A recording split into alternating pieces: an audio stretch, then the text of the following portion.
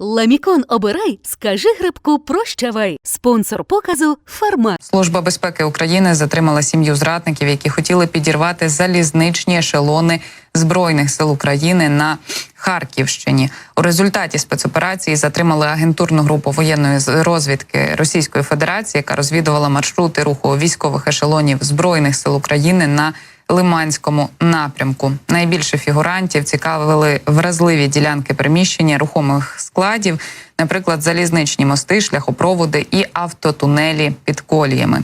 Зловмисники встановлювали координати релейних шаф і трансформаторних підстанцій Укрзалізниці.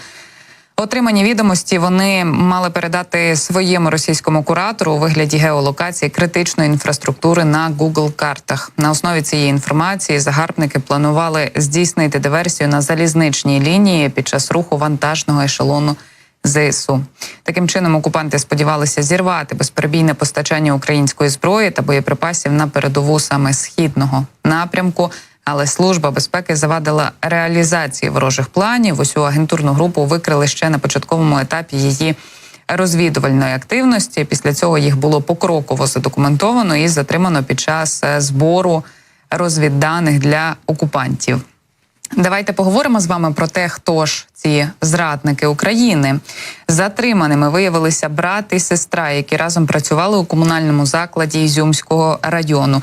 Ізюмського району – це та територія України, де пройшлися ноги окупанта, де зруйнована велика кількість усього, де сосни для українців тепер асоціюються скоріше з отими масовими похованнями під Ізюмом, де сотні, просто сотні жертв серед цивільного населення, серед колишніх військових, серед активістів нарахували міжнародні організації. Це та територія, яку росіяни під час захоплення теж намагалися стерти з лиця землі, просто у них нічого не вийшло. І от ці брат і сестра вирішили продовжити співпрацювати з окупантами, які з їхньою рідною землею вчинили ось таке.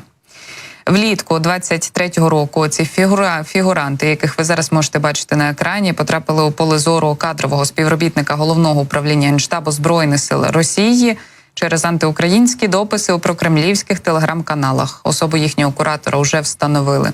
Під час обшуків у помешканні затриманих вилучили мобільні телефони, якими вони користувалися для комунікації з російським ГРУ.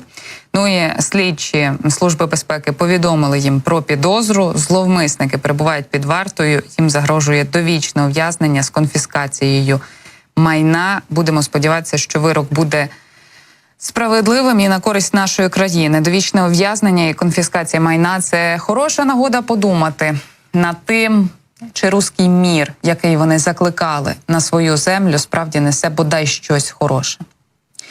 А далі про важливе з вами поговоримо зараз про законопроєкти, які на порядку денному нашої країни, адже напередодні український президент підписав низку законопроєктів, які стосуються мобілізації. Тож давайте підсумуємо, які зміни чекають на громадян України. По-перше, це скасування статусу обмежено придатний. Тепер ВЛК поділятиме громадян лише на придатних та непридатних до служби. У законопроєкті йдеться про те, що чоловіки, які раніше були визнані обмежено придатними до служби, повинні пройти повторний медичний огляд. На додатковий візит є 9 місяців, аби встановити, придатна така людина до служби чи ні. Такий огляд буде можливий лише після того, як підзаконні нормативно-правові акти Міністерства оборони України будуть приведені у відповідність із цим законом. Про це ще мають проінформувати відповідні відомства додатково. Володимир Зеленський також підписав закон, який зменшує мобілізаційний вік з 27 до 25 років. Верховна Рада, я нагадаю, проголосувала за цей проєкт ще у 23-му році. Автори закону переконані, що це допоможе швидше поповнити мобілізаційні резерви України. У пояснювальній записці йдеться, далі цитую, реалізація проєкту унормує питання щодо поповнення мобілізаційного людського резерву як складової військового резерву людських ресурсів.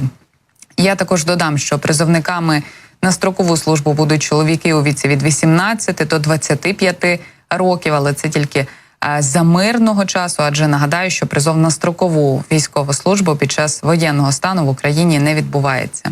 А от частина студентів-чоловіків тепер зможе поїхати за кордон на навчання чи стажування. Відповідне рішення напередодні 2 квітня погодив Кабінет міністрів. Міністр освіти Оксен Лісовий уточнив, що у цьому студентам допоможе академічна мобільність. Це можливість тимчасово виїхати за кордон для навчання чи стажування, щоб здобути нові знання та досвід. Уряд ухвалив рішення, яке дозволить хлопцям також ставати учасниками цих програм строком на 1 семестр. Йдеться лише про студентів віком від 18 до 22 років, які вчаться на бакалавраті за денною формою або ж на магістратурі медичного, фармацевтичного або ветеринарного спрямування.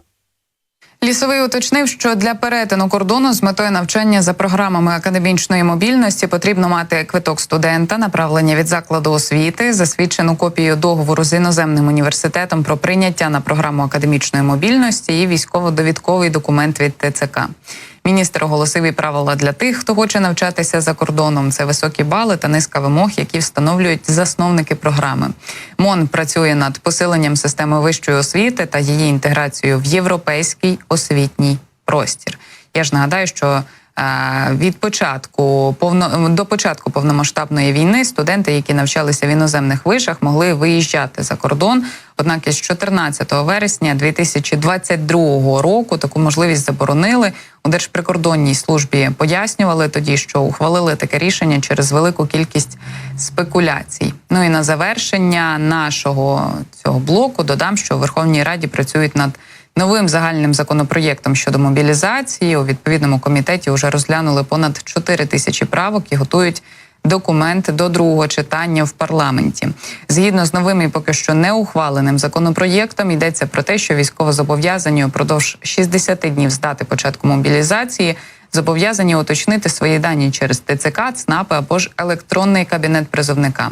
Проєкт також регулюватиме демобілізації або ротації військових, а ще оновлений список тих, хто підлягатиме бронюванню чи відстрочці. Однак повного тексту цього закону ще немає.